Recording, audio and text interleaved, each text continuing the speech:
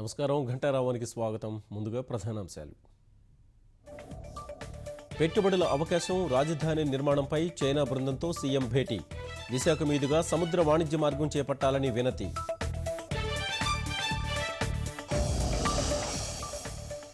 విభజన సమస్యల పరిష్కారానికి 5 సభ్యుల కమిటీ 2 నెలల్లో కొలిక్కి తీసుకురావాలని కేంద్రం ఆదేశం.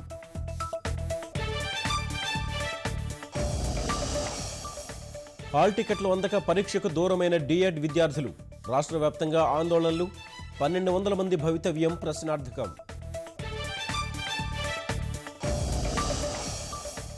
రాష్ట్రంలో తగ్గుముఖం పట్టిన వానలు.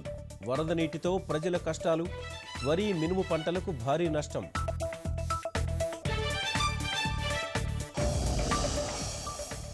చెన్నైపై పగబట్టిన వరుణుడు.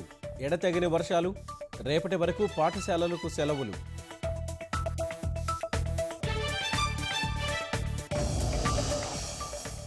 బెంగళూరు ఐటీ అభివృద్ధి నుంచి అమరావతి నిర్మాణం వరకు భారత్తో సింగపూర్ బంధాన్ని గుర్తు చేసిన ప్రధాని.